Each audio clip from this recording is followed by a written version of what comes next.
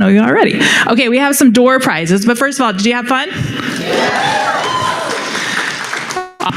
I was in a couple of the sessions, and it was pretty amazing. So welcome back, and we have a lot of door prizes, so we're going to do some of them now. We're going to do a couple more before we get to the panel, so don't leave. All right, you ready? What should we do? The top one? Okay. That instead? It's this one, and I'll give Okay, so one Clifton Strengths 34 with coaching debrief from Escape the Ordinary. And that is going to go to Jennifer Graham. Are you here? She gets it either way. Yay to Jennifer. the second one's number 2. Okay, same place.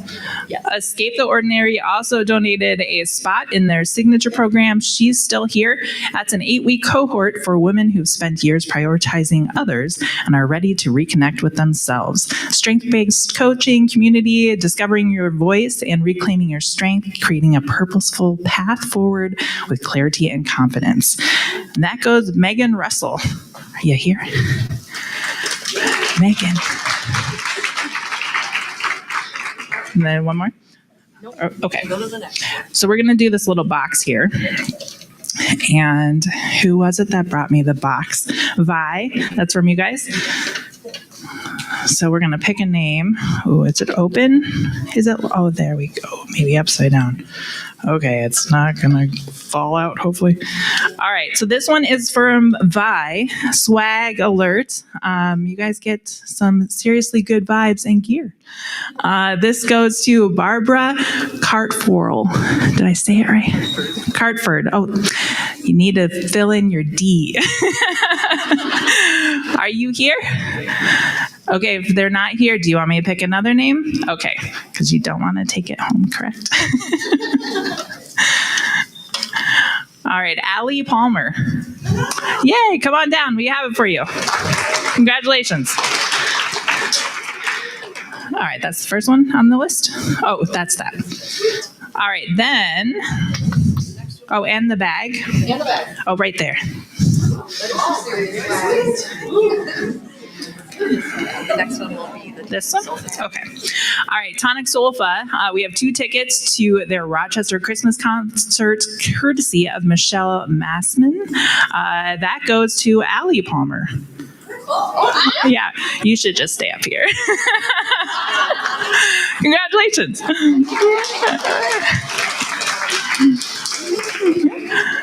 All right, then we have a running book and Terra Loco hat from Tiffany, who owns Terra Loco. I just saw you. I don't know where you went. Oh, there you are. And that is going to Tammy Wilson. Tammy, are you here? Speak up. Okay, there we go. Congratulations. All right, Healthy Thinking, Happy Life book. And I believe, and a passion test gift certificate. That is from Luann. Luann, where are you? Where'd you go? Okay, I didn't know how to Beekler. Luann Beekler. That is going to Dustin Dean. Where are you, Dustin? Here somewhere. His wife is here. Okay, you can come and get it. Congratulations. Tell him congratulations. All right, Rise to the Challenge book. This is donated by Marlene Johnson. And I'm going to try hard. Raquel Lorenko. Are you here? Raquel? Okay, I have another name. Tara or Tara Odell. Oh, okay, I don't have a third one. We'll come back. Okay. How about one of these 2? Okay. Because we didn't use those. Becca Sell. Like, I know I saw you.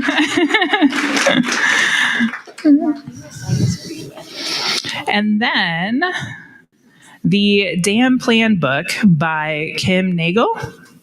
This is going to go to Terry Tao. Did I say it correctly? Terry? Congratulations. All right, we're going to do one more and then we'll do the rest in just a little bit. 4 hours of home organizing. Yeah. It's donated by the Rescued Room. And this is going to Jen West. So Jen, is that you, Jen? So we're going to get you the certificate because I don't think we have one, but we are going to get you the info. Christy's going to connect you, okay? So congratulations. Everyone's jealous of you now. All right, we're going to do a couple more in just a little bit.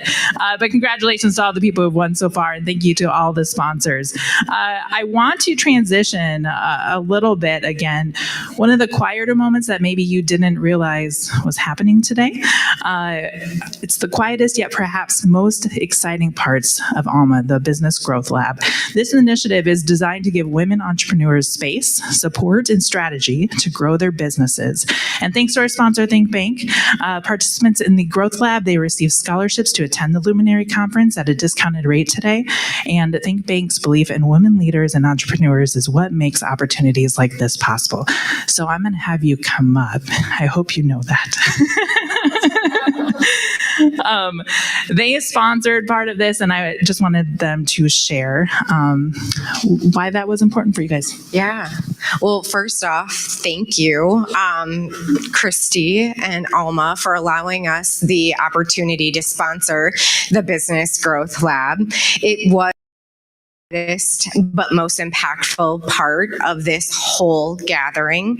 And why we are so honored to sponsor it is because those women sharing their passion, their struggle, their idea, and wanting to be supported. And I thought of this morning lighting the path and borrowing the light from others.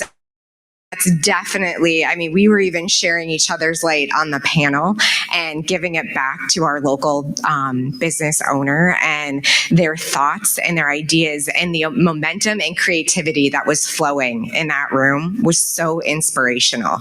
And we are blessed to be able to do that every day in our career. And so thank you so much for the ability for us to sponsor that. And you do want us to, Go ahead. Yeah, I want to provide a shout out to all those brave business owners who came before us to share their idea, some of their struggles. And so the first one, and please give me grace if I butcher your last name.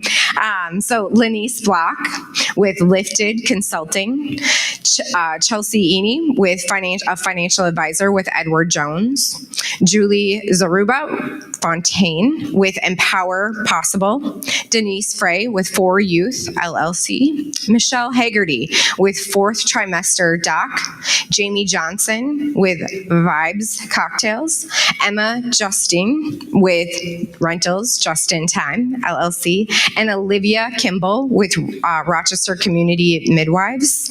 We also had Rebecca Maddie with Grow Beyond Collective, Nesreen Marabi with Yaya, Tamika Russell with Inspirations for Aspirations, Kimberly Schlesman, Kim's Midlife Crafting, Yolanda Siegel with Sessions with Siegel, Amy Spahn with Empowerment, Christine Stenzlin with Genograms, and last but not least, Claudia Tavini with Project Momentum. Thank you all for your passion, what you bring to our community. You've inspired all of us to do more. So wishing you the most success on your journey forward.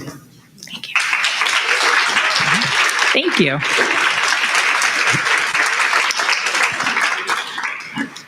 Okay, so before we have the panel come up, which if you are on the panel, you are more than welcome to kind of come up while we're doing the last little bit of our door prizes. So I'm going to try to get through all of these and not mess up.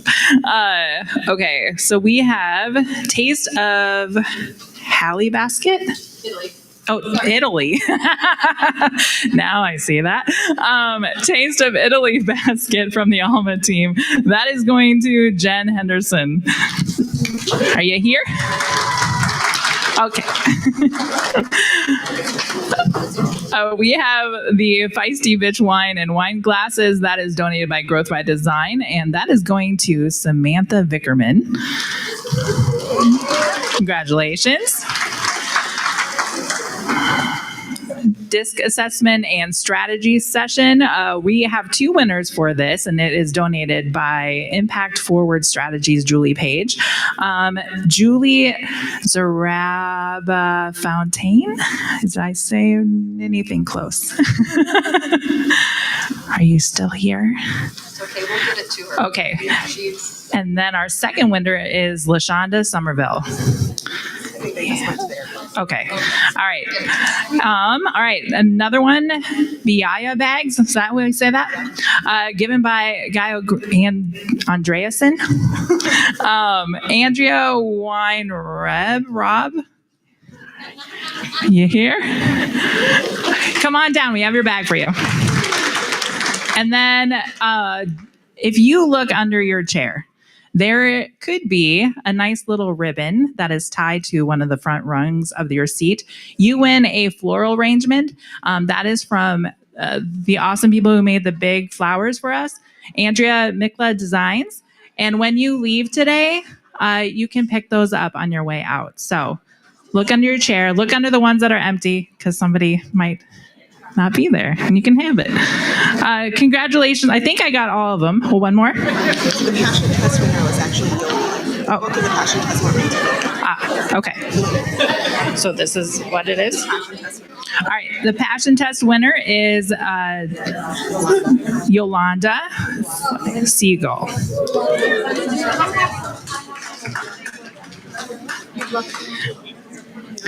All right, I'm going to give you a mic in just a second. But we are honored. We're going to kind of finish up our evening, or not our evening. I'm not there yet today. So the passion test, and they're right behind you. All right, so now it is time for one of our most powerful parts of our day, the Beyond the Ceiling Keynote panel. We are honored to have this panel, all sponsored by ABC Supply. You can please welcome Tiffany Rudar, who's going to be introducing everybody.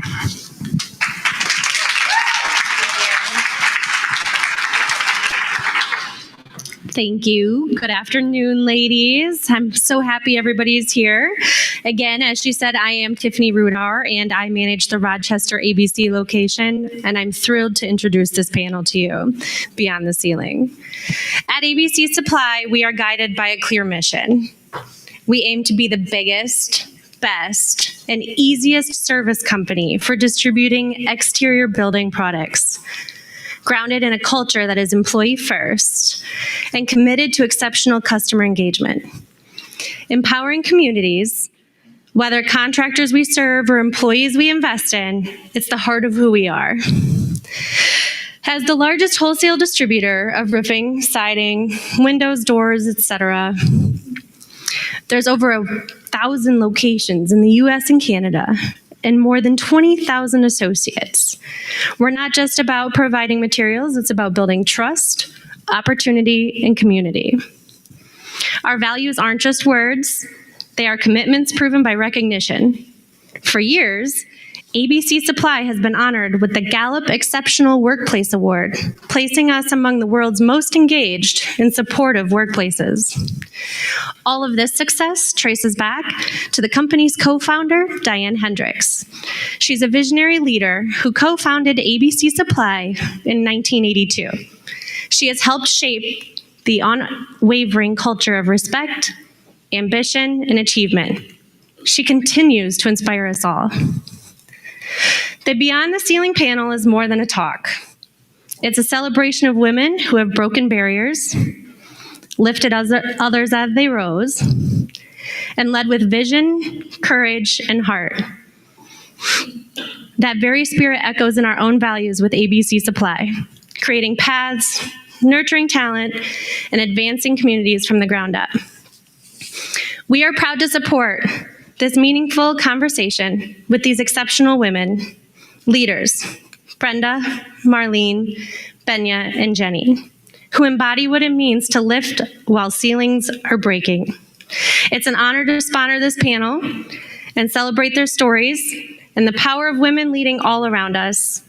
And now I'd like to turn the stage over to Gloria Perez, President and CEO of the Women's Foundation of Minnesota, and we are honored to have her with us today. Thank you so much, Tiffany. Awesome. Thank you all for joining us. I kind of thought maybe we should have cocktails while we're doing this, but that's okay. That'll go in the comment box later. Okay, so yes, Gloria Perez, President and CEO of the Women's Foundation. And we're a statewide community foundation. Hopefully we've had a chance to talk, or you've met some of my colleagues who have been here. But I am so excited to moderate this powerful conversation today. Our theme is indeed shattering ceilings. And what better way to close than with women who have not only broken barriers themselves, but have also lifted others as they've risen.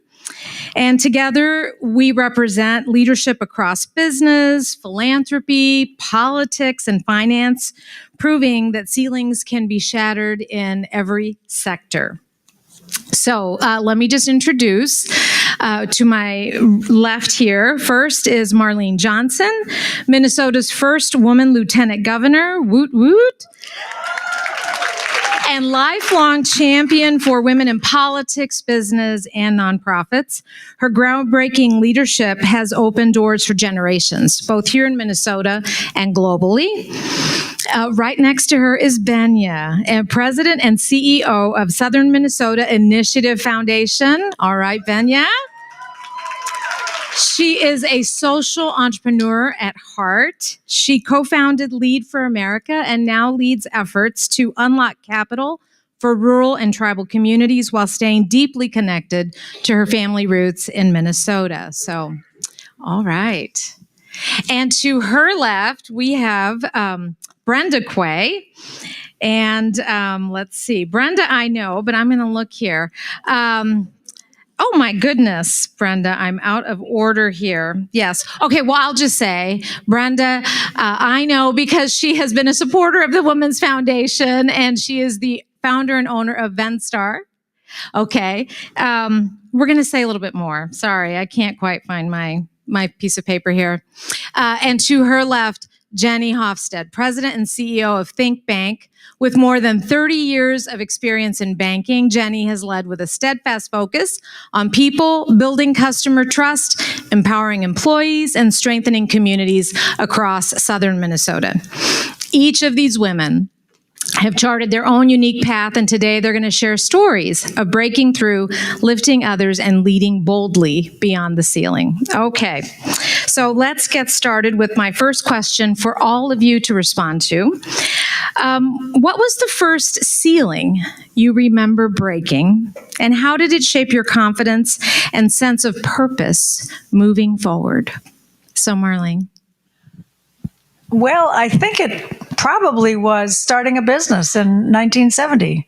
I was 2 years out of college, and some would say I couldn't find a job, so I thought, what the heck, I'll start a business. And it was at a time when there were very, very few women-owned businesses in Minnesota. And I and another woman started a small advertising and PR firm. We had $400 between us. Women could not get a loan at that time without this husband or father's signature, neither of which I had at the time because my father had just died earlier that year. Didn't have a husband yet. So we just said, what the heck, we'll just start with our $400. And it was a lonely but exciting time at the beginning. And out of that, I was starting the Association of Women Business Owners, which was a transformational thing for me personally, but also helped advance the role of women entrepreneurs in Minnesota. Wow, $400 in 1970. That's amazing. That's brilliant. Benya, how about you? Yeah, this question was tough, but it was also fun because it was, this walk down memory lane, and right at first I was like, well, I feel like I'm 90 days now into my role at the Initiative Foundation, and in some ways that had felt like a big ceiling. But prior to that, you mentioned Lead for America, a similar story of a group of 4 20-somethings decided to come together and say, what if we created a nonprofit that would support talent in coming back and serving their hometowns? And I ended up leaving corporate, very like, you know, what you think is the standard metric of success, corporate law firm, like fellowship rotation program to, I split a $30,000 grant with my best friend, moved down to North Carolina, which is where we started our organization, and lived basically off of $15,000 that year as we were starting this organization. I ate so many eggs, so much rice, and grew it from, you know, a small 20-something led nonprofit to today. We graduated our 600th fellow this past summer. We're in 45 states with a national budget of $6 million. So from the 15,000 that we lived off on to then, you know, what we've been able to see and where it's grown. Felt like this story that we couldn't have expected at the time, and had nothing other than, in some ways, like ourselves to believe that this desire of homecoming, of belonging to a place, was something that wasn't just inside of us, but also something that we felt like could be a spark of a momentum for young people across the country. That's awesome. Thank you. Brenda, how about you? That first ceiling. Is mine on? Hello? Is that better? There we go. There we go. 1999, I had moved back from Boston, where I went to school, and I was working at Welsh companies. Dennis Doyle was a well-known serial entrepreneur, and I worked for him for a year or two. And then he came into my office one day and said, "You're the only person on a salary here, and I'm tired of paying you, so I'm going to let you go." Ooh. And it's a good example that sometimes the things that you think are the most tragic in your life are actually a blessing.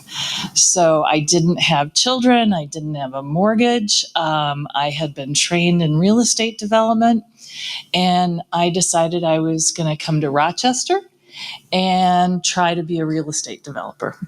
Wow. And so my mother had died at 53. She had left some life insurance money for my sister and I. I talked my sister into investing in the company. So not only was I potentially losing my inheritance, I was losing her inheritance. There were a lot of mornings when I was driving down to Rochester and watching the sunrise on the left, and a lot of evenings where I'd wake up in the middle of the night and I would write down the things that my brain would organize, because otherwise I couldn't fall back asleep. And it turned out that after all the problems, I was able to finish the building and take out all of my equity and use it to go buy another 12 acres. And we still own that building. That's great. Wow, that's awesome. Thank you for sharing that. Jenny. All right. Well, to just give some perspective in time and generation, so I graduated from high school in 1989 and then college in 93. And through that time period, I never ever felt like gender mattered. Like I felt like equal opportunity existed. You could do whatever you wanted, just study hard. The sky was the limit. And so never really thought that anything wasn't possible. And I was fortunate to be hired by a regional bank right out of college as a commercial banker. And that's when I realized, oh, where are the women? I'm one. And there's no one else, though. There was a few others, but very few. And so most of my banking career, I was in a part of banking that was very male dominated. And I was fortunate to work with a lot of great people that served as mentors and really were wonderful to work side by side with. And then flash forward to today, and now I'm the CEO of a bank. And that happened 4 years ago. And I was the first female CEO for the bank, but also 4 years ago going to bank conferences and having then another similar experience where I'd walk into the meeting room, it was all men, and they would all look at me like, why are you here? Like, you know, you look too young, you're female, like you don't match the rest of us. And quickly in 4 years' time, it's exciting to see like that is definitely shifting quickly. There's a lot more gender balance at the C-suite in banking happening. So that's great to see. So that's my journey. That's awesome. Thank you. And thanks for bringing in that generational perspective, and the fact that it sounds like you didn't think, based on, sort of your reality, you didn't necessarily think that being in banking would be a ceiling shattering experience until you get there and you go, where are all my female counterparts, right? Marlene, how about you? Did you have that sense that you were breaking a ceiling? Yes, in 1970, definitely, because in my case, I was in St. Paul. The St. Paul Chamber of Commerce, I don't think had any women in it. I mean, there were a few women in business at that time, much more experienced, people like Ebba Hoffman, who had Smead Manufacturing. Some of you are too young to know about file folders, but Smead Manufacturing was the company, and it was her husband's company, but he died prematurely, and she took it over and built it, and today the company's run by her daughter.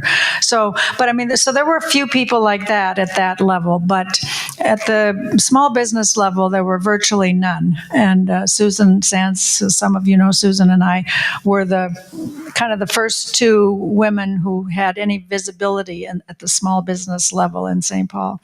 So it was clearly shattering time. Yes. I believe it. I appreciate your persistence on that. Yeah. So speaking of persistence, every leader hits roadblocks.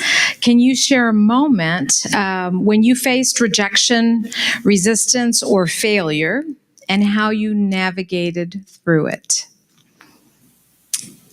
Benya, I might go to you first.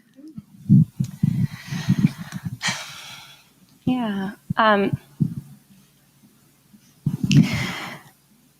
So this is going to sound like a dumb example, but I'll bear with me. I had moved to the United States when I was in first grade, and I moved from Thailand, which is where I was born, and then I would later go back for high school.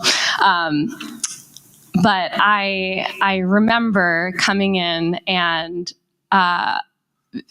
being kind of seen as this, new kid of no one was quite sure where Thailand was. It was in a kind of small suburb in New Jersey. And it seemed like everyone already, by the time entering first grade, that their parents had known each other and had all been with each other already. And I was like, okay, so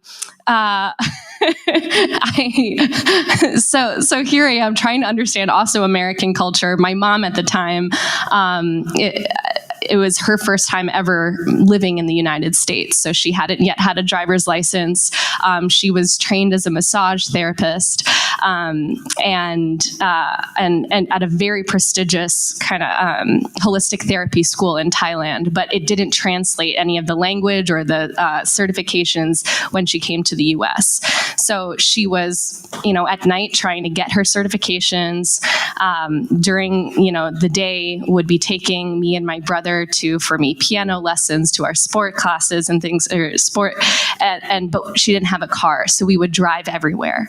And in some ways, I, as a kid, I saw those initial micro rejections that I would see in my mom that would also kind of translate into myself, of both of us trying to make it into this new culture, and both of us to different extent, but seeing these small micro rejections. And for me at the time in elementary school, what felt like the biggest rejection you could think of was the play that year was Frog and Toad. And I so badly wanted to be either frog or toad. And instead I got the narrator. And I was like, the narrator? I'm basically just reading the stage directions. And I moped about it for a little bit, but I remember my mom was saying, hey, there's a lot you can do as the narrator.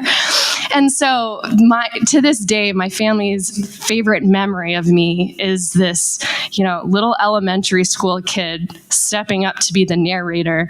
And boy, did I read those stage directions with a lot of enthusiasm. I remember there was one line where it was the hat was too big, so Frog gave it away.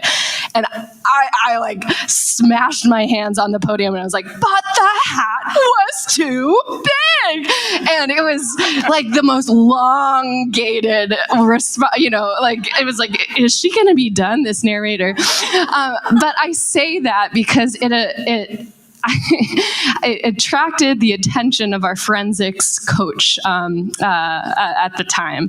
And she ended up coming up to me afterwards and was like, we'd love to have you participate in our speech and debate team.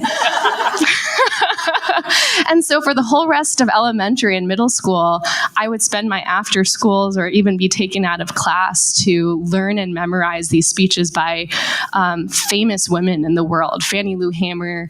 I remember I gave this, I won district with a speech by Fannie Lou Hamer, who's a African-American feminist suffragette. And I remember in my sassy, I think this was 5th grade, I would say, no one is free until I am free.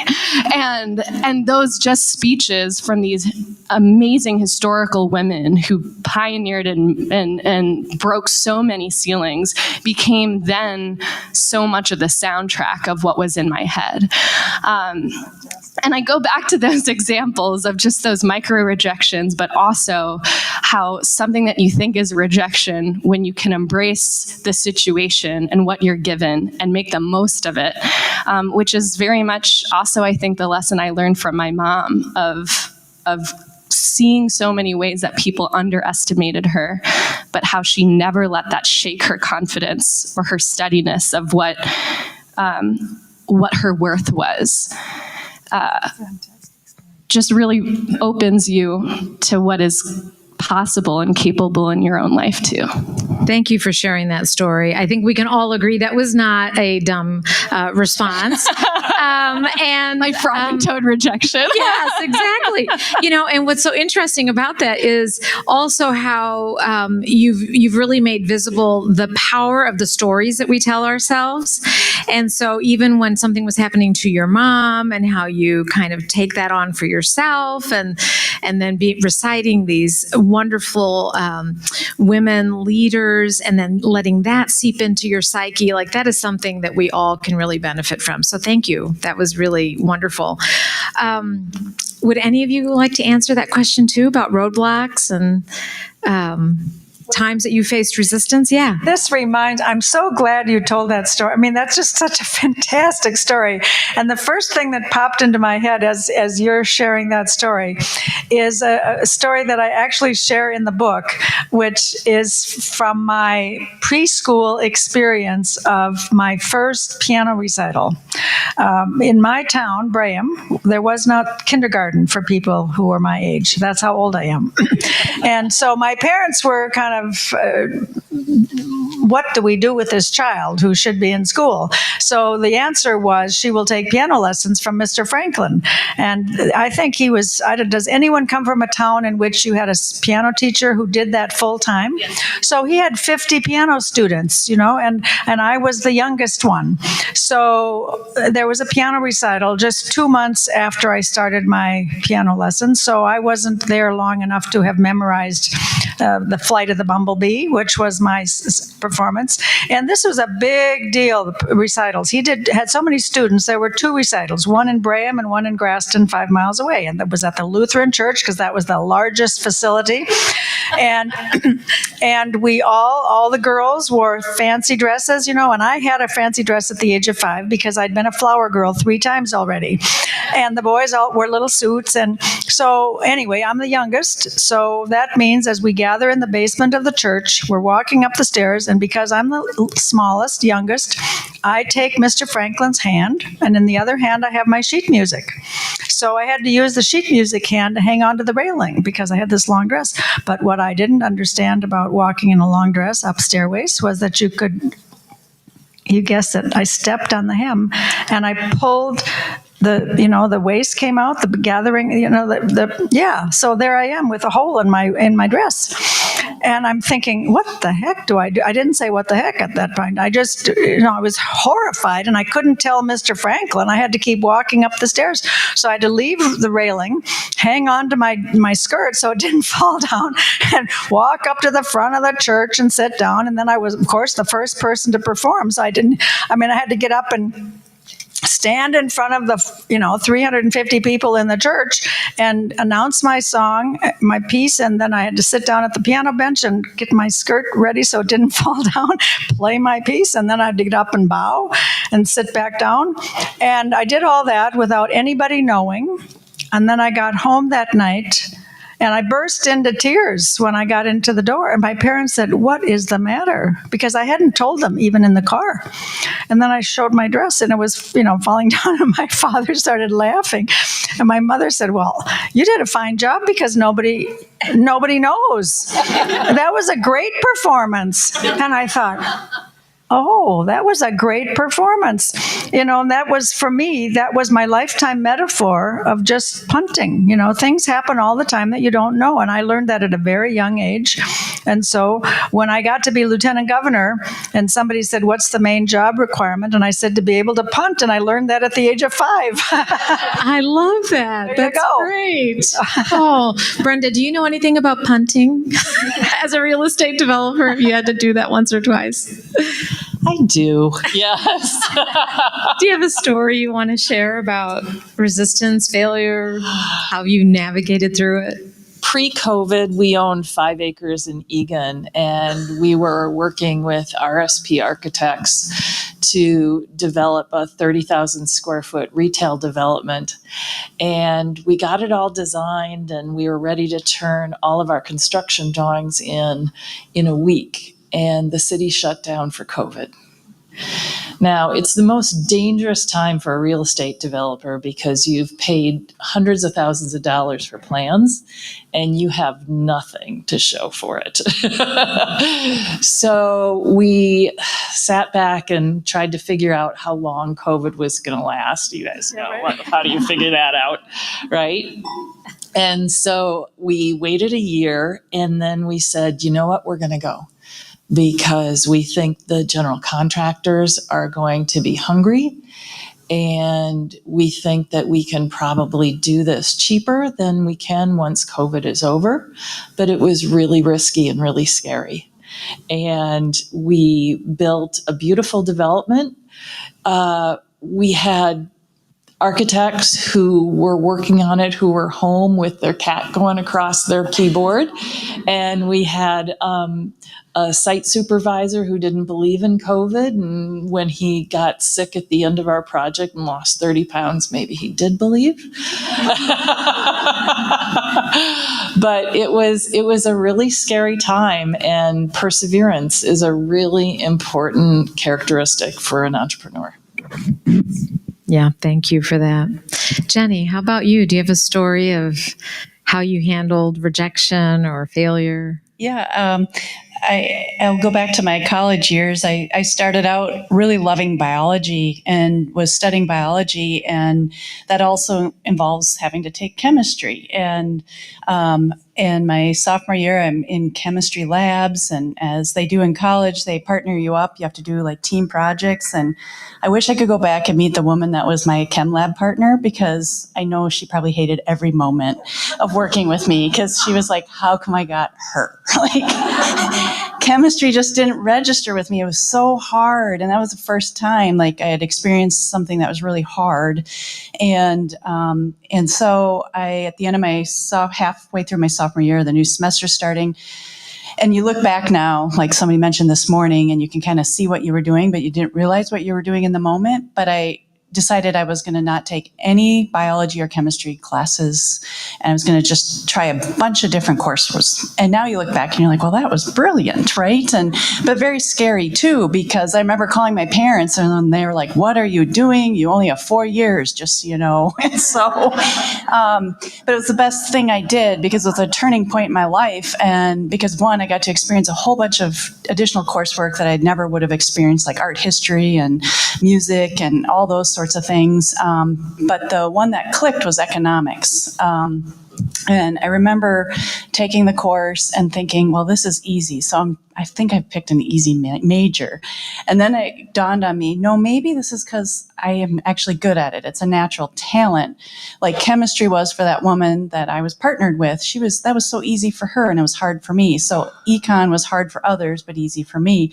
So that kind of propelled then, the next journey of my college career and then ultimately my career path as overall. So it was a good lesson that you have these different forks in the road, and like you shared with your introductory story, right? You think it's a devastating moment maybe, but then you realize it was a blessing in disguise. And I could have dug my head down and just battled through and gotten that degree and probably have been really miserable and stressed out for a long time, and was fortunate to maybe pivot quicker. Yeah, thank you. So let's talk a little bit about lifting others up, and how have you used your leadership to create space for others to rise? And then do you have a specific example of mentoring or opening doors that you've done? And Jenny, why don't you continue? Sure. Well, I think that's the best part of my role today is it's all about the people and helping the people be successful. And there's no greater sense of accomplishment of seeing somebody else really shine and exceed and accelerate. I can think of one person in particular who was really doing great work at the bank. And because we're a smaller bank, sometimes the opportunities for promotion are more limited just because we're only so big. And she was really desiring something more. And it was really hard because she was a top performer. And I just had to share with her, I'm like, you have so much talent. I know you want this now. It's not going to be possible here. Maybe you have to look outside of the organization. And if you don't want to lose good people, but you also don't want to hold good people back from what they're capable of. And so she did leave the bank and went off for several years, had a wonderful career at another non-bank institution, but she's now back at the bank. And so her journey brought us back, and she had this wonderful learning experience that she never would have had at the bank. So she's made the bank better too, because she's bringing a different perspective to our work than what we would have had she not left. And so I think that it's a good lesson in knowing that sometimes letting people go and let them have that journey. They might come back, they might not, but to see where she was able to go and for her to be able to pursue what she wanted in her career and her dreams was pretty rewarding. Did she see that as an opportunity? I mean, when you first said you might have to look elsewhere, how did that make her feel? Yeah, she knew I wasn't trying to get rid of her. We had so many conversations for so long about her career path, and I was so hopeful that there'd be something because I didn't want her to go. And then one day the light bulb just clicked on my head well, the reality is there's probably not going to be something for a long time. And I don't see her being patient, and not that she should have had to have been. But I also knew people gave me opportunity in the past or pushed me along on my journey, and I wouldn't have taken those paths if those people hadn't kind of encouraged me. And so I felt it was a great opportunity to encourage her for that. So it was very positive from her perspective too. Yeah, thank you. Again, that path that sometimes you don't think is going to lead you where you want to go, but you have to take the journey, as they say. Yeah. Brenda, how about for you? So I've run a company for 25 years, and over that time, most of my employees have been female. And I coach them to do a couple of things. One is that I tell them that they should be keeping track of all their successes throughout the year so that when we do an annual review, they give me their review of themselves. And then I give a review of them, and then we craft the final review together. Because I want people to be in charge of telling their boss how great they are and what they've done, and to be proud of what they've accomplished over the year. I also encourage them to come into my office and to tell me if they think that they deserve a raise and why they think they deserve a raise and what metrics they're using. So a lot of women aren't used to asking for raises, and we aren't taught that. And so I want them to experience that in a friendly environment. Mm-hmm. I have been involved in mentoring women in other environments. So I was the president of the Minnesota Commercial Real Estate Women's Organization. I've been on the board of the Women's Foundation. I think there are a lot of opportunities to mentor people if it's something that you are interested in doing. It can be formal and informal, but I think we need women reaching down and over and helping each other more than we do at this point. Thank you for that. Yes, they do say that men are more inclined to ask for that raise or to negotiate their salary than women. And I really appreciate you saying that you like your coworkers to share and keep track of their successes, because that's the other thing, right? Women tend to be very humble and not necessarily share what they're good at. So I'm going to take that one and challenge my team to tell me why they're so amazing. Benya, how about you? Yeah. You know, I think there's an element also of when you support other women, it also reinforces something back to you too. Like, I think you become more secure in yourself actually when you learn how to and see how you can support other women. And maybe a story to illustrate that a little bit, I'm gonna actually shout out one of my coworkers, my colleagues, Mary, because I am 4 months pregnant, and which if you do the math, then means that I found out I was pregnant a week before I was about to start my new job. Oh. And it was coming off of a time in which I went through an interview process where I was like, okay, I know I'm the youngest candidate. Would be, if selected, the first woman of color to run any of the initiative foundations. And I'm also a little like newcomer to Minnesota in the sense that I was born in Thailand, but have, 6th generation roots on my dad's side in Minnesota. And so I went into this interview process knowing that I had a passion and a drive and also experience to bring to this role. I felt confident that I could do the job, but there was this element also of feeling like I need to prove in this interview process that me being young, me being born in a different country, was not a liability, but an asset.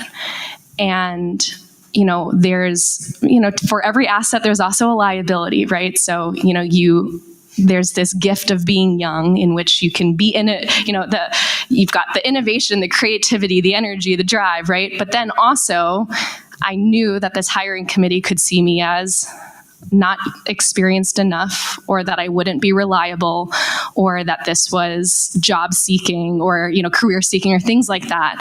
And so I was so focused in this interview process to have this group of people see me as the positives of being young and not all the risks of investing into a young leader. Fortunately, my board took the chance to invest in a young leader and named me as the next president. And then I now had this news of what is the most young woman thing that could happen to you. You are now pregnant. and it was, I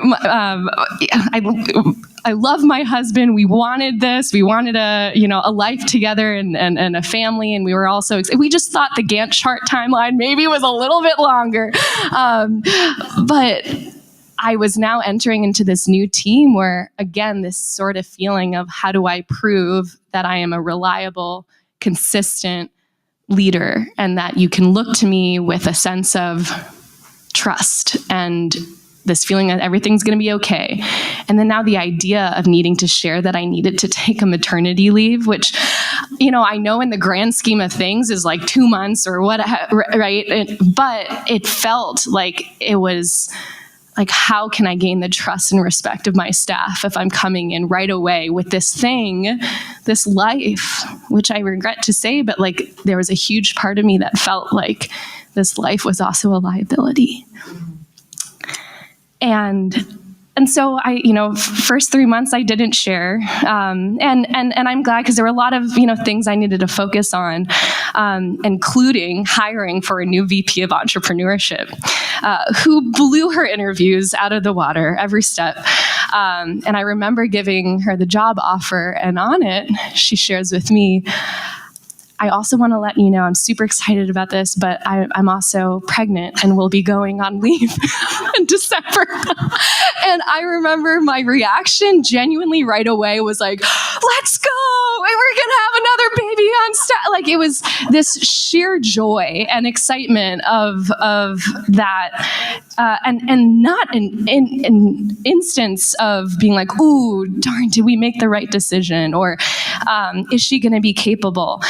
And it was that moment of like how you show up for another woman also reflects back of how are you showing up for yourself.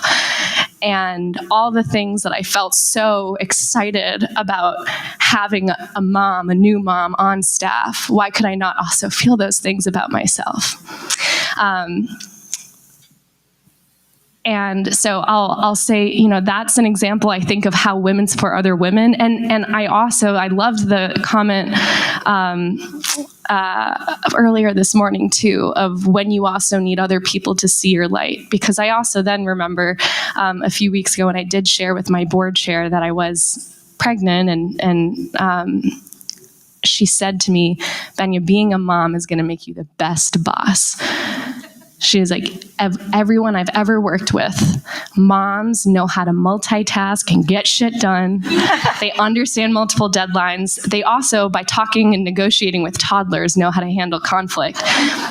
And it was just by being able to surround yourself, both by the women who mentor you, and then the opportunity to channel that wisdom from my board chair into then how I hope I can lead and support our current moms, our future moms on staff. I think it has a very powerful rippling effect of redefining what asset or liability, especially as it relates to motherhood, looks like in the workplace. Right. That's wonderful. Yeah. You're going to be a great mom and a great leader, no doubt. You are already. Marlene, how about you? Well, I think I'll go from that wonderful personal story. I mean, that's just warms my heart. I have something else to share about that, but I'm not going to. Anyway, I think for me, I will focus on what it was like to be the first woman lieutenant governor in an administration in which the governor's stated goal was to integrate by gender and race every board and commission that he made appointments to and the cabinet. And so it was one of my responsibilities was to chair the Open Appointments Commission, the job of which was to give the governor choices, recommendations, 3 to 5 prospects for every vacancy he filled. And every list that we gave him had to have diversity.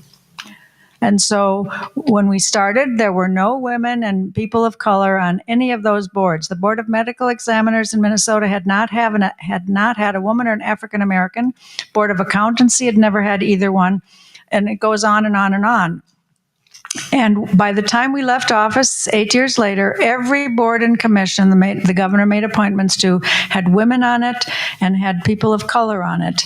And as I have been doing this book tour the last year, I would say at least 50% of the presentations I've made, which is now more than 70, I have met people who were appointed, women who were appointed to the Metropolitan Airports Commission, to the Board of Accountancy, to whatever, some of whom I remember, some of whom I did not remember, but they remember how important their appointment was, but also how transformative it was, both to their personal situation. In many cases, it was hugely beneficial to them professionally and personally, but also how it changed the culture of those boards and commissions. You know, and they could see the change taking place before their very eyes, because they might have been the first woman or the first person of color on the board, but within a year or two, there were others, because the governor kept this up. I mean, he wasn't satisfied to have just one woman on these boards. It was, let's have more fun and let's get this done in a big way. And so everybody who was participating was experiencing the change, both personally and in terms of public policy and the leadership on all of these boards and commissions. So it was a very exciting time, and it was personally, I still feel great satisfaction from having played a small role in something so transformative that is still going on today, when most of those boards and commissions are still totally diverse. Wow, that's awesome. I know I'm supposed to moderate, but I just have to share a story here. You probably don't know this, but so I started my career as a small business owner, and somebody had told me about the Board of Appointments. And so I put my name in, and Perpich was governor then. And Governor. That's how I got to be on the board of medical practice. And I remember my girlfriend saying, Dr. Cassius. That's right, yes. And so I remember my friend saying, but like, why you? And I was like, are you kidding? I'm pregnant. Don't you think that I want to know how doctors are going to be treating me and other, women when they're having children? And it was, I don't know, I think I served for like 12 years or 9 years, whatever the limit was. It was one of the best experiences I ever had. So thank you for paving that path, because for applying, and yes, it was quite wonderful. All of you should look at the Board of Appointments and think about ways in which you could make a difference, because you will both learn as well as share your perspective. Yes, and that Board of Appointments, the Open Appointments Commission, is now by law. So every governor has to use it. When Governor Perpich did it, it was created by executive order. There was no process like that. So that process was established by our administration. And then after we left office, they decided it was a good idea. So they made it, they passed a law to make sure that everybody would have to do it in the future. That's awesome. Yeah. Thank you. Wow. Awesome. Okay. So this is good. Let's talk a little bit about your identities and whether you want to use your identity of your gender or race or generation or background. How has it influenced your leadership and how others perceive you? So do you want to continue with that, Marlene? Say that again. Yeah. I mean, when you think about the identities that you hold, how have those identities influenced your leadership? And maybe back in the day when you were lieutenant governor, or even today as you're leading in communities, and how do those identities shape how you lead? Well, I think the public role I had as lieutenant governor was transformative for me personally, too, because I went from being an entrepreneur of a small business to having a role in a large public bureaucracy. And one of the first things that happened to me personally that first week was sitting in my chair going, how does one get something done in a large organization? I mean, I really had no idea, because I was used to going down the hall and tapping somebody on the shoulder and saying, let's do this tomorrow, or let's do this today, or how about getting that done by next week? And I thought, how do you get anything done here?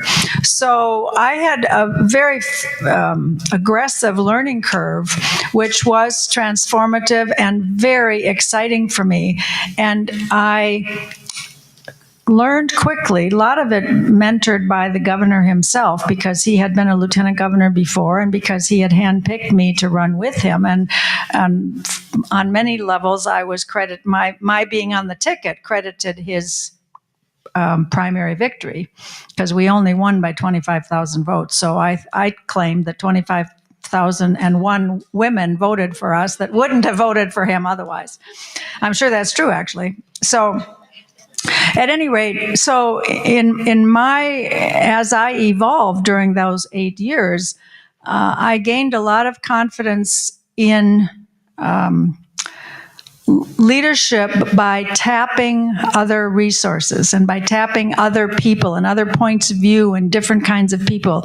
And I think that the strength of that learning for me personally really changed the way I did everything going forward. It wasn't, once I had the CEO position of NAFSA, Association of International Educators, a position I held for almost 20 years, and it was where I ended my paid working career. I think it it was always at the forefront because I had learned already how important diversity was of ideas and diversity of human beings, cultural backgrounds, and I also learned the value of team leadership. So by the time I was the CEO, I wanted nothing to do with a top-down organization. I wanted an organization in which the management team ran the organization, and that I was there and I was perfectly comfortable making a decision when it had to be made. But up until that it was important that we all try to build consensus. If we couldn't and we had to move forward, then of course the boss gets to decide. But it was a really exciting time in having an organization that grew from 40 employees to 100 employees, but with a team that was really leading as a team, and it was a diverse team.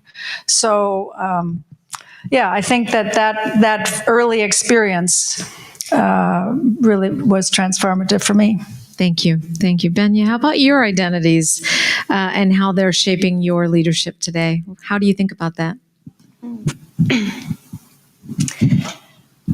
Well, one, I feel very grateful that I grew up with parents who believed I could do anything, and parents who were of two cultures.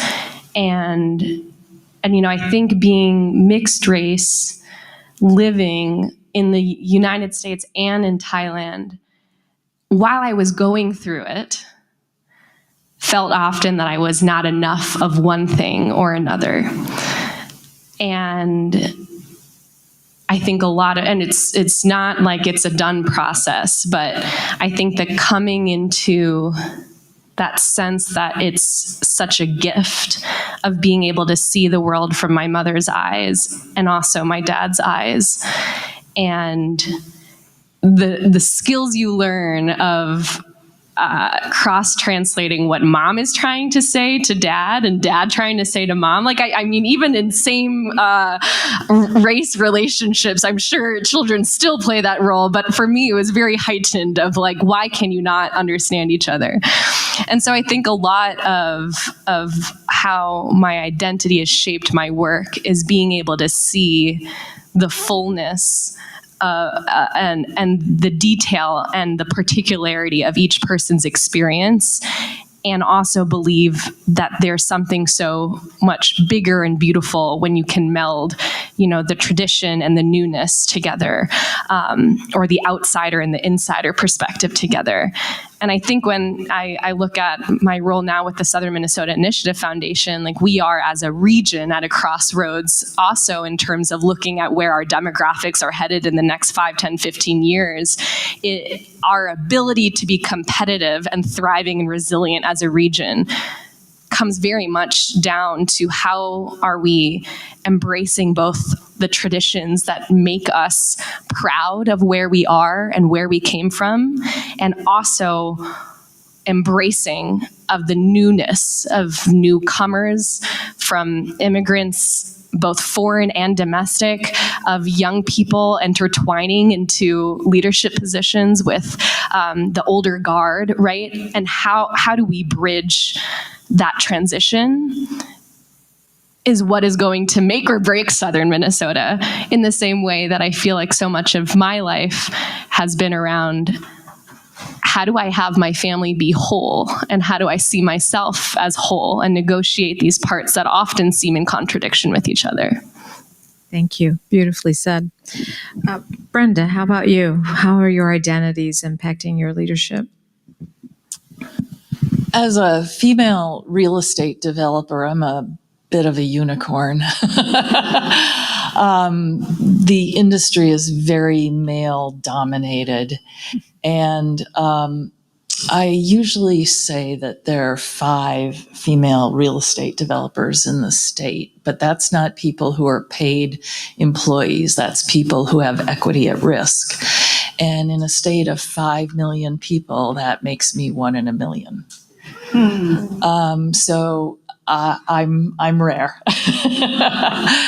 I've learned that people don't expect me to be the boss. My first real estate development, I was walking the site after the slab had been poured, and one of the gentlemen on the site, in a very kind of stage whisper, said, "Who's the broad on the site?"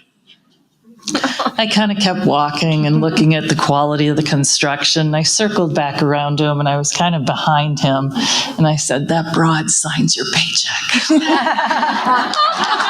Let's go.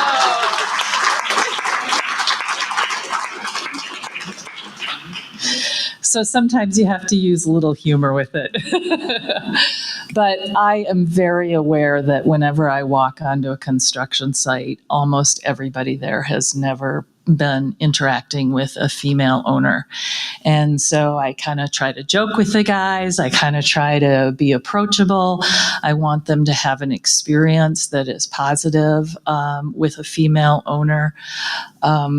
So I'm very aware of the way people see me. And most of the time when I'm working with men across the table, their expectation is that I don't know what I'm doing, that I'm not very bright, and that they can take advantage of me. And so it used to really dismay me. And I got to a point where I just expect it. I just know it's going to happen. And so it is what it is. And I think we just need more women in this industry to show the men that they should expect more of us and that they should know that we're coming ultra prepared. I have a lot of men in the industry who have commented about our operational style, and they say, "Brenda, you and your employees are, you're always dotting the I's and crossing the T's, and you're always going the extra step in order to be really prepared." I'm saying we can't afford to do anything else. We have to be out there doing our best, because otherwise we don't leave the door open behind us. So it's serious, but you also have to play with it a little bit. Yeah. I love your humor. Thank you. Okay, we're going to wrap it up with maybe just one little piece of advice that you would give women in the room. And I think we need to make it brief, if I'm not mistaken. So, okay, Jenny, how about with you? A piece of advice you'd leave for women who are also shattering ceilings in their own way here? Well, good. I'm usually pretty good at being brief, so I'll make sure to do that.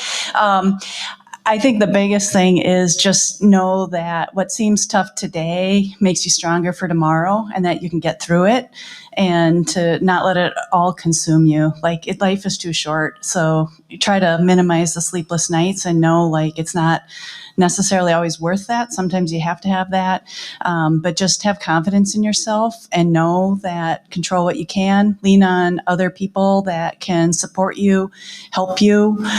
You don't have to do it all on your own, but more than anything, you're capable of whatever it is you're setting your eyes out to do. So just go for it.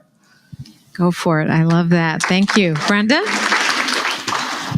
I would have two pieces of advice. One would be to take a minute and sit down. This is going to sound weird, but sit down and write your own obituary. It really focuses your mind on what's important. What do you want somebody to say about you after you died? Do you want to say that you've been a commercial real estate developer? Do you want somebody to say that you've been a great mom? Do you want somebody to say that you've helped your community? Think about what's important to you and then work backwards. Wonderful. The second piece of advice would be take 5 minutes every day and meditate.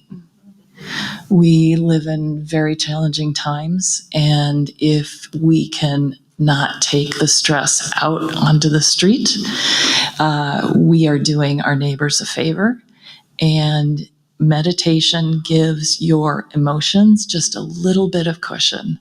And I think that little bit of cushion makes the difference with your employees, your neighbors, and your kids. Thank you.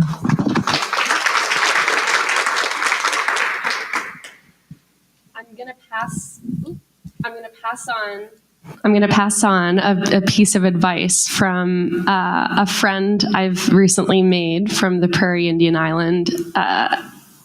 Nikki Buck is her name. She runs the Honoring Dakota project. She was telling me how this story of in her Dakota tradition is that there would be these moon clubs where all the women who, you live together, so your cycles start to sync. Whenever it's that time of the month, their community would say, all right, your power is too strong. It's going to detract from the rest of our group. And so nurture your power together. And I've been thinking about that story and that tradition of being able to see this life-giving force that I many times see as a burden or painful or a distraction from the thing that I'm trying to do, or to what I said earlier, a liability. And yet this reframe of this thing that you see as this burden, or society often sees as unproductive or as a burden, is really your biggest power. And what would it look like if I began to see the things, if I began to reclaim my own power, both the power of motherhood and the things that make me a woman, that define my womanhood, whether it's my cycle or the things of the quality of feminine leadership that I bring, as no longer these pieces of burden or inefficiencies or liability, but power. And that I can't wait for the rest of the world to see it. I have to know and feel it and believe in myself first. Thank you. That's beautiful. Okay, Marlene, bring us home. Very quickly, I would just say, always have a good time. Have a really good time, because if you have joy about whatever it is you're doing, you will do it better, and other people will be more positively affected. Can you all join me in giving this panel a wonderful round of applause? Thank you. You are wonderful role models. You're leaving us with great advice, and I hope you all feel like you can join me in saying we're going to shatter some ceilings together. All right? Let's do it. Thank you so much. Thank you.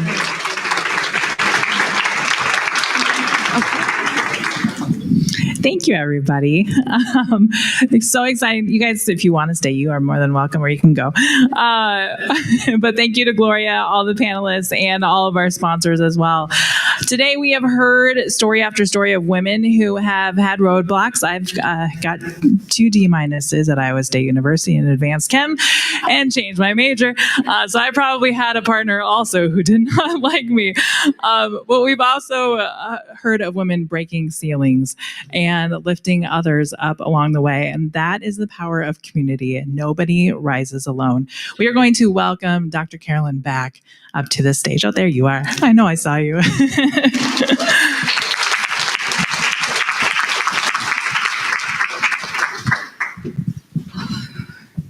Well, thank you, powerhouse women. I'm honored to be in your presence, and I could listen and take in all of this knowledge all day long. So thank you so much for your time. Thank you.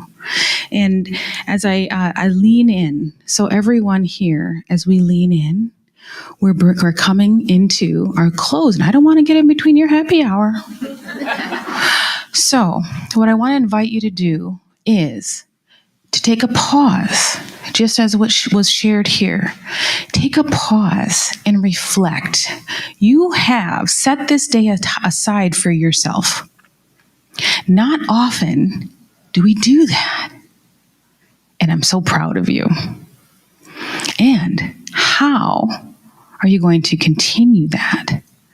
Continue to lift your light so that you can also have that cup full in order to give to others. Now, I just want you to take a moment, and I'm inviting you into a reflective moment to think about your day. As you think about your day, I want you to think about, just for a moment, what did you love today? And what would you love to see? So here we are in Rochester, and I know they're taking this international. Ooh, yes. And as we feed into the next conference, as we feed in, I want you to think about, first and foremost, what did you love? Number one. And what would you love to see? Take a few moments to think about that. And I also want to invite you, as you're thinking about that, an appreciation. I want you to think about something that you appreciated today. Maybe it was a person, maybe it was a lesson, maybe it was a wisdom, maybe it was a new person, a new friend, a new connection. What can you appreciate? What are you taking away, and what can you appreciate? And I'd love to just hear just a couple, maybe reflections from the day, something you can shout out, share. What do you appreciate from today? Shout it loud, shout it loud, yes. Thank you. So I mentioned to some of the people here that we were in the work group sessions, whatever, that I am coming from Afghanistan, and it's the only country in the world that women cannot go to school beyond 6th grade, and it has been 4 years. And it's the only country in the world that women cannot go outside, have a job, have literally anything. And something that I really appreciate attending this conference is seeing women coming from different paths of life, seeing challenges or adversities that were so different. But at the end of the day, seeing them as this super women that overcame those challenges, that showed their resiliency, and they became role models for their communities by starting businesses, leading teams, having families, and bringing all those great changes all around us. And that is the opportunity to be here and learn from all these women around us, not only in the panels and workshops, but women that are a part of this conference, was something that I really appreciate. That sisterhood, that community, and seeing all these incredible, amazing women.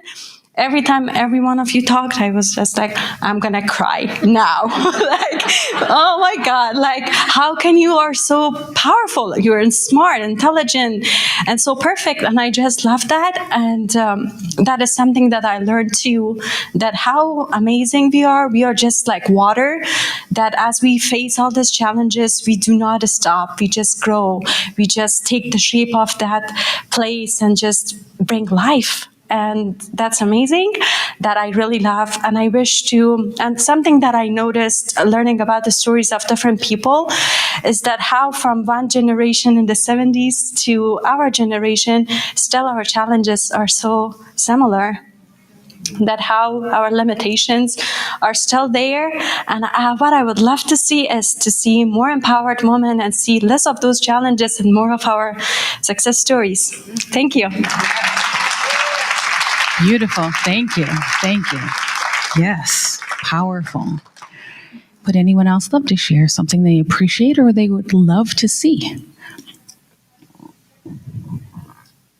I would just say I can never follow what you just said about the soul of today, but there was so much wonderful practical advice going on also in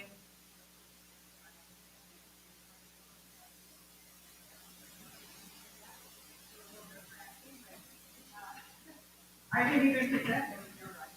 But just the ideas and the knowledge sharing and the connection sharing that we can have, and I'm people and whatever great opportunity and paired with spirit lifting and really important. I'm so happy I was able to do this for all of us. Beautiful. Thank you. Yes, please. I really appreciate Christy and Amy and Nicole and all of the volunteers and all of the speakers and all of the exhibitors, because this is no small lift to bring this type of an event together. So thank you.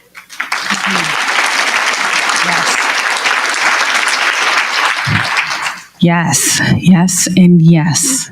and continue this vibration continue that on and take it back to our homes. And what I want you to do is to take a moment to take an opportunity to just think about that one thing that you're going to put into action after this event. What's that one thing that you're going to declare for yourself and to declare to others that you're going to step into? And as we have the different knowledge and the learnings and the connection, what is that you're going to adopt and take with you as we continue and on to the next conference and into the mastermind with Monique? And I just have to say, I didn't get to say this earlier, with Monique's mastermind, she shared how much it was, and I'm like, ooh, that's a deal. I have spent so much, very much, on self-development in order to get to where I am, because if you want to get to where you're headed to, you have to invest in yourself. And so for the first time, I had taken time to invest it in me rather than the hockey skates, the hockey bag, to a $200 hockey stick, all these things that, yes, I want to do that, but what am I doing for me in my own personal development? For the first time, when I shared earlier with my mastermind that I attended, I invested in myself. And I'm not talking about getting my nails done. I am talking about stepping into who I am choosing to be with other women who are intentionally choosing to do so as well. So if you haven't seen Monique, I highly recommend it. So thank you so much for being here. I want to have you an opportunity to complete your survey. And so your survey is inside the booklet. And we really want to invite you to, what did you love and what would you love to see, so that we might be able to continue shining that light and allowing for other women to continue to step into Alma. So please take a moment to QR code your survey on the back. I'm just going to give you a few moments for that. Is it?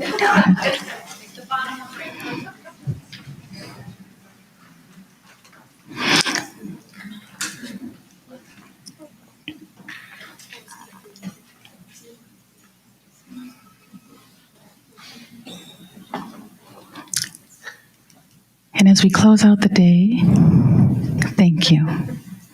Thank you for your wisdom, panelists. Thank you so much. Thank you for your leadership in shining a light, trailblazing the way for us. Because resilience is not just about weathering the storm alone. It's about finding the courage to rise together. Thank you so much.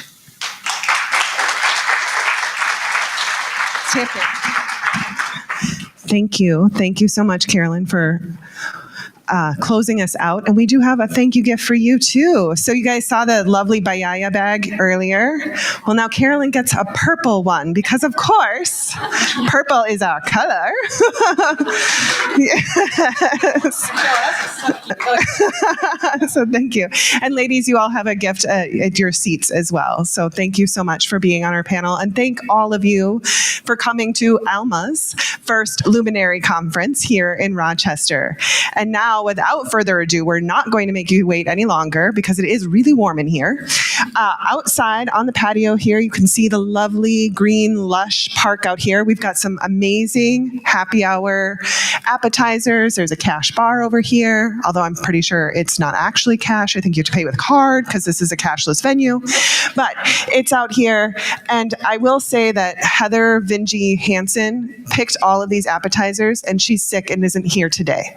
So you go enjoy those appetizers for her and then text her if you know her and say, oh, thanks, these were good. We missed you. Thank you guys. Thank you so much for being here. Thank you all. Girl, you're amazing, just the way you